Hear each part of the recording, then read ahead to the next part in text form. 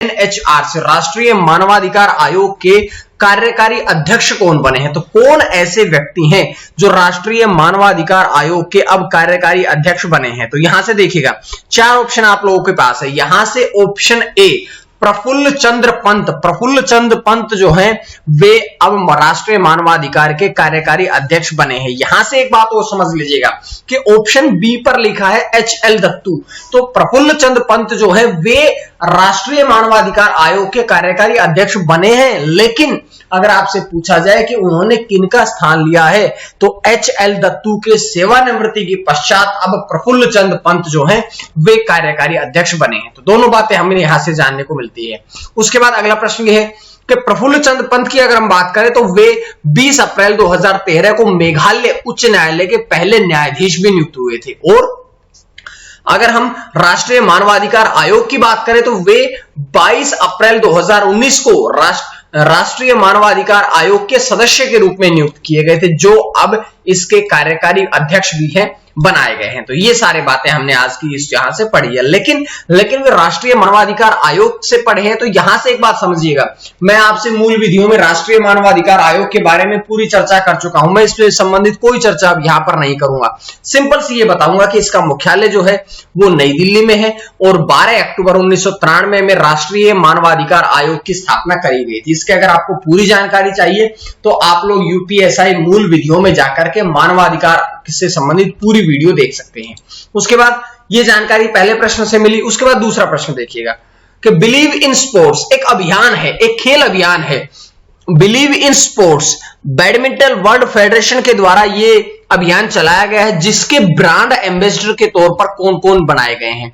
तो believe in sports के जो ब्रांड एम्बेसडर बने हैं वो पीवी सिंधु और मिशेल ली दोनों को ही नामित किया गया है। तो मिशेल ली जो है वे कनाडियन खिलाड़ी है और पीवी सिंधु जो है वो भारतीय खिलाड़ी है। अब इन दोनों को ही इस अभियान का ब्रांड एम्बेसडर जो है वो बनाया गया है। बात करेंगे पूरी जानकारियां कि अगर पूछा जाए कि पीवी सिंधु किस देश से संबंध रखती है तो वे भारतीय शटलर है, मिशेल ली जो है वे कनाडियन खिलाड़ी है और उन्हें बैडमिंटन वर्ल्ड फेडरेशन के द्वारा दोनों को नामित किया गया है। अब उनको नामित करने का, ब्रांड एम्बेसडर बनाने का मुख्य जो उद्देश्य है वो क्या है कि जो खेल में हेरफेर होता है, खेल के हेरफेर को रोकना ही इसका मुख्य उद्देश्य है कि दोनों को ब्रांड एम्बेसडर बनाया गया है। अब अगर हम इसी जोड़ी के बारे में बात करें कि पीवी सिंधु और मिशेल ली, इन दोनों की जोड़ी के बारे में अगर हम बात करते हैं तो ये जो जोड़ी है ये अप्रैल 2020 से ही बैडमिंटन वर्ल्ड फेडरेशन के आईएम बैडमिंटन अभियान के लिए भी वैश्विक एम्बेसडर जो है वो बनी हुई है। तो ये बात आपको और भी जानने को मिलेगी कि बिलीव इन स्पोर्ट्स के साथ साथ में आईएम बैडमिंटन दोनों अभियान की जो ब्रांड एम्बेसडर है वो कौन बनी है? पीवी सिंधु और मिशेल ली। तो ये जानकारियां मैंने आपको यहां से दी है। उसके बाद थोड़ी जानकारी अंतरराष्ट्रीय ओलंपिक समिति के बारे में भी पढ़ते हैं, इंटरनेशनल ओलंपिक कमेटी के बारे में पढ़ते हैं। तो इसका मुख्यालय कहां पे है? इसका मुख्यालय है लोजेन। लोजेन कहां है? स्विट्जरलैंड में। और अध्यक्ष कौन है? थॉमस बाच। स्थापना कब हुई थी? 23 जून 1894। 23 जून 1894 में इसकी स्थापना करी गई थी, लेकिन कहां पर करी गई थी? तो इसकी स्थापना पेरिस, फ्रांस में करी गई थी। तो ये जानकारी आपको यहां से पूरी जानकारियां मिल जाती है। अगला प्रश्न, प्रश्न नंबर 4 कि Kotak Mahindra life insurance company के प्रबंध निदेशक कौन बने हैं? जो कोटक महिंद्रा लाइफ इंश्योरेंस है, इस कंपनी के जो प्रबंध निदेशक बने हैं, 4 ऑप्शन आप लोगों के पास है, यहां से बताना है आपको। तो ये देखिएगा, महेश बाला सुब्रमण्यम, यानी कि ऑप्शन सी के महेश बाला सुब्रमण्यम जो है वे अब इस कमेटी के या इस Kotak Mahindra life insurance company के प्रबंध निदेशक बने हैं। तो ये जानकारी मैंने आपको यहां से दी है। उसके बाद बात करते हैं कि जी मुरलीधर, उन्होंने स्थान किनका लिया है? तो जी मुरलीधर का स्थान लिया है और उनके साथ साथ में सुरेश अग्रवाल की भी नियुक्ति करी गई है। तो तीनों नियुक्तियों के बारे में मैं बात करता हूं, दोनों नियुक्तियों के बारे में कि महेश बाला सुब्रमण्यम आगामी 3 वर्षों के लिए Kotak Mahindra life insurance company के एमडी बना दिए गए हैं। किसका स्थान लिया है? तो उन्होंने जी मुरलीधर का स्थान लिया है। साथ में सुरेश अग्रवाल जो हैं वे कोटक जनरल इंश्योरेंस के एमडी और सीईओ नियुक्त किए। देखिएगा, महेश बाला सुब्रमण्यम कोटक महिंद्रा लाइफ इंश्योरेंस के बने हैं, लेकिन कोटक जनरल इंश्योरेंस के बने हैं सुरेश अग्रवाल। तो ये बात आपने अच्छी तरह से समझनी है, एक जैसी बातें हैं, कंफ्यूज नहीं होना है। उसके बाद देखिएगा कि कोटक लाइफ इंश्योरेंस के बारे में बात करते हैं अगर हम, तो इसके चेयरमैन है उदय कोटक। स्थापना हुई थी 2001 में।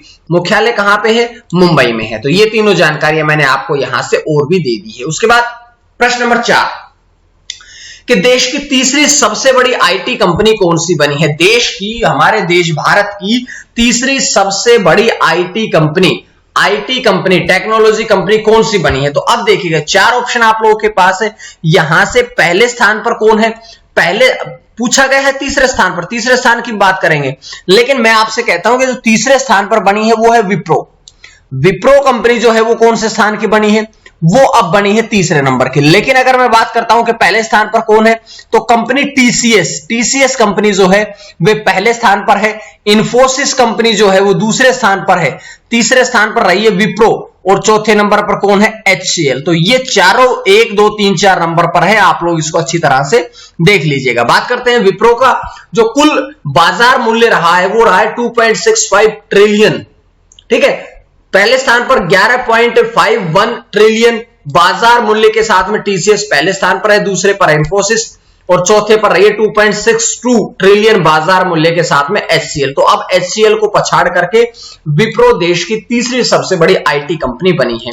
बात करते हैं विप्रो के बारे में कि विप्रो के अध्यक्ष कौन है? विप्रो के अध्यक्ष है ऋषद प्रेमजी। मुख्यालय कहां पे है? बेंगलुरु में। स्थापना कब हुई थी? तो 29 दिसंबर 1945 को विप्रो की स्थापना जो थी वो करी गई थी। अजीम प्रेमजी इसके वर्तमान में है, देखिएगा ये फोटो जो लगा है। उसके बाद 5 नंबर प्रश्न कि भारत और किस देश के बीच में 2+2 मंत्री स्तरीय संवाद के आयोजन की घोषणा हुई है? कौन सा ऐसा देश है जिसके साथ में भारत 2+2 यानी कि विदेश मंत्री साथ में रक्षा मंत्री, 2 मंत्री इधर से यहां संवाद के लिए बैठेंगे। तो भारत और रूस के साथ, भारत और रूस दोनों के एक तो विदेश मंत्री, दूसरा रक्षा मंत्री, 2 मंत्री मिलकर के इस संवाद को अंजाम देंगे। तो ये मैंने आपको यहां से जानकारियां दी है, लेकिन पूरी जानकारियां पढ़ते हैं कि ये भारत का रूस के साथ में चौथा ऐसा देश बना है जो कि इस मंत्री स्तरीय में भारत के साथ में आयोजन करेगा। लेकिन अगर क्वाड देश के बारे में बात करें तो पहला गैर क्वाड देश है। तो अभी तक 3 जो थे वो तीनों के तीनों क्वाड देश थे, लेकिन रूस जो है वो क्वाड देश नहीं है। तो भारत के साथ में ऐसे संवाद का आयोजन करने का जो रूस के साथ अब होगा। अब बात करते हैं कि 2 मंत्री रहेंगे। मैंने बताया अभी कि पहला विदेश मंत्री, दूसरा कौन? रक्षा मंत्री। और इसका उद्देश्य क्या है? तो इसका उद्देश्य कि दोनों देशों के बीच में जो रणनीतिक साझेदारी होती है, रणनीतिक साझेदारी को बढ़ावा देना ही इसका मुख्य उद्देश्य है। बात करते हैं रूस के बारे में। तो रूस के राष्ट्रपति कौन है? रूस के राष्ट्रपति है व्लादिमीर पुतिन। राजधानी कहां है? मॉस्को। मुद्रा कौन सी है? रूसी रूबल। रूसी रूबल जो है वो रूस की वर्तमान में मुद्रा है। उसके बाद में 5 प्रश्नों के बाद में देखिएगा आज का प्रश्न। आज का प्रश्न क्या है कि असम की पहली महिला आईएएस अधिकारी का निधन हुआ है।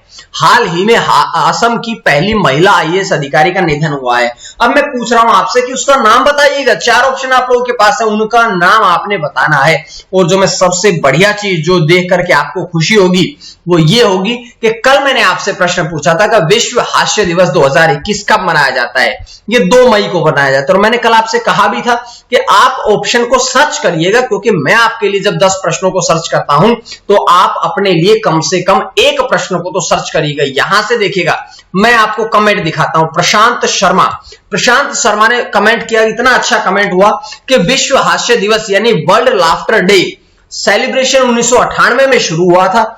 हर साल मई के पहले रविवार को वर्ल्ड लाफ्टर डे के रूप में मनाया जाता है। नई जानकारी आपको मिली है। उसके साथ साथ में 2021 में 2 मई को यह दिवस मनाया गया। कितनी शानदार जानकारी आपको मिलती है। ऐसे ही मैं आपके कमेंट्स दिखाता रहूंगा।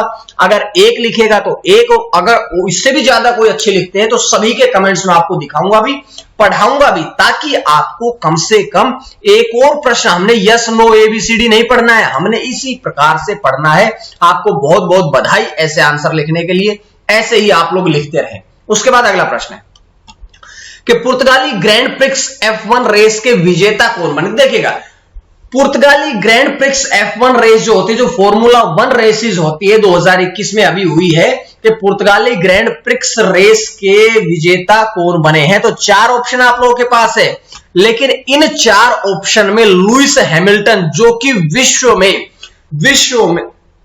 विश्व में सबसे ज्यादा जीत करने वाले खिलाड़ी कौन है, लुइस हैमिल्टन। एक बात और बता देता हूं, मैंने कुछ दिन पहले आपसे बताया था कि लुइस हैमिल्टन जो है, उन्होंने किनका रिकॉर्ड तोड़ा था, तो उन्होंने माइकल शूमाकर का रिकॉर्ड तोड़ा था, जिन्होंने विश्व में सबसे ज्यादा F1 रेसेस जीती थी। तो अब सबसे पहले नंबर पर रहे लुइस हैमिल्टन, दूसरे स्थान पर रहे मैक्स वर्स्टेपन, तीसरे स्थान पर रहे हैं वोल्टेरी बोटास, और अगर चौथे नंबर की बात करें तो चौथे नंबर पर रहे सर्जियो पेरेज। तो ये मैंने आपको केवल विजेता नहीं बताया, बल्कि शुरू के 4 के बारे में बता दिया है। तो वही सारी जानकारियां है कि लुइस हैमिल्टन जीते, मैक्स वर्स्टेपन दूसरे स्थान पर, बोल्टास तीसरे और सर्जियो पेरेज चौथे स्थान पर रहे। इस प्रकार से अगला प्रश्न 7 नंबर प्रश्न है कि RBI reserve bank of India के डिप्टी गवर्नर कौन बने हैं। रिजर्व बैंक ऑफ इंडिया के डिप्टी गवर्नर कौन बने हैं। तो 4 ऑप्शन आप लोगों के पास है, यहां से आप लोग देखिएगा कि डिप्टी गवर्नर बने कौन है। तो यहां से T Ravishankar, option A T Ravishankar जो हैं वे आरबीआई के डिप्टी गवर्नर बने हैं। और एक प्रश्न और बताइएगा कि आरबीआई के 4 डिप्टी गवर्नर होते हैं, जिनमें से रविशंकर जो हैं वे अभी अभी चुने गए हैं, लेकिन जो 3 ऑप्शन और लिखे हैं, एम के जैन, एम डी पात्र, एम राजेश्वर राव, ये तीनों तो पहले से ही रिजर्व बैंक ऑफ इंडिया के डिप्टी गवर्नर पद पर कार्यरत हैं। तो ये बात आपने यहां से समझनी है। बात करते हैं आरबीआई के चौथे डिप्टी गवर्नर बने हैं टी रविशंकर। उन्होंने किनका स्थान लिया है, तो उन्होंने बीपी कानूनगो का स्थान लिया है। साथ साथ में तीनों के बारे में मैं बता चुका हूं। और एक आखिरी प्रश्न और समझ लीजिएगा कि RBI reserve bank of India की स्थापना 1935 में हुई थी, लेकिन इसके 25वें गवर्नर कौन है, शक्तिकांत दास। तो इस प्रकार से आपने ये सारी करंट अफेयर्स यहां से आपको जानकारियां मिल जाती है। उसके बाद 8वां प्रश्न कि जापान के order of the rising sun पुरस्कार से किसे सम्मानित किया गया। जापान देश का order of the rising sun पुरस्कार जो है ये किसे मिला है, ये शिक्षिका श्यामला गणेश जो शिक्षिका हैं, उन्हें अब जापान का order of the rising sun पुरस्कार जो है ये दिया गया है। तो ये जानकारी मैंने आपको यहां से बता दी है। उसके बाद देखिएगा आगे इसके बारे में जानकारी प्राप्त करते हैं कि श्यामला गणेश जो है वो कहां पर पढ़ाती है, वो बेंगलुरु के ओहरा स्कूल में जापानी शिक्षिका हैं, जिन्हें इस पुरस्कार से सम्मानित किया गया है। और यह पुरस्कार उन लोगों को दिया जाता है जो जापानी संस्कृति को बढ़ावा देने का प्रयास करते हैं, जापानी संस्कृति के लिए कुछ नया कार्य करने की प्रेरणा देते हैं लोगों को, उन्हें इस पुरस्कार से सम्मानित किया जाता है। तो ये सारी बातें थी जो कि मैंने आपको बताई है।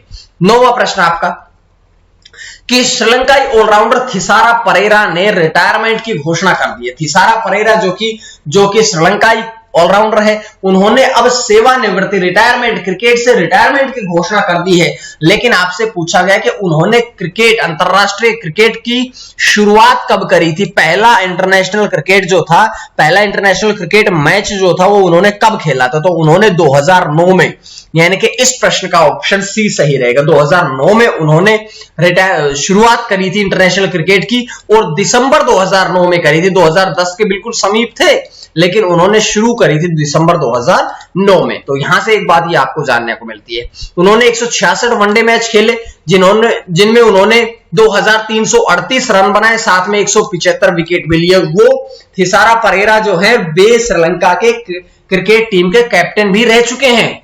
उन्होंने 84 टी20 मैच खेले, जिन्होंने उन्होंने 1204 रन बनाए, 51 विकेट लिए।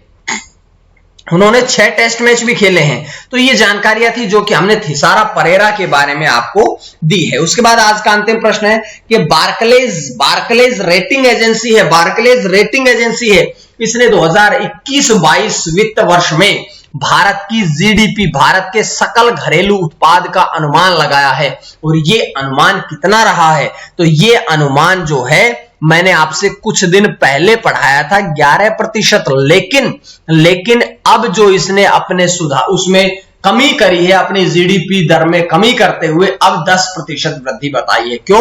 क्योंकि कोरोना वायरस का भारत में दूसरी लहर बहुत ज्यादा फैल गई है। इसी लहर के चलते आप लोग भी सेफ रहे, सुरक्षित रहे, मास्क पहने, हाथ धोए, सैनिटाइज करते रहे, अपने आसपास सफाई रखे, अपने आप को सुरक्षित रखने का प्रयास करें, इस बात का आपने ध्यान रखना है। और आप दुनिया के लिए महज एक इंसान है, लेकिन आप अपने घर वालों के लिए पूरी दुनिया है, इस बात का ध्यान रखें। घर में रहे, जब तक जरूरी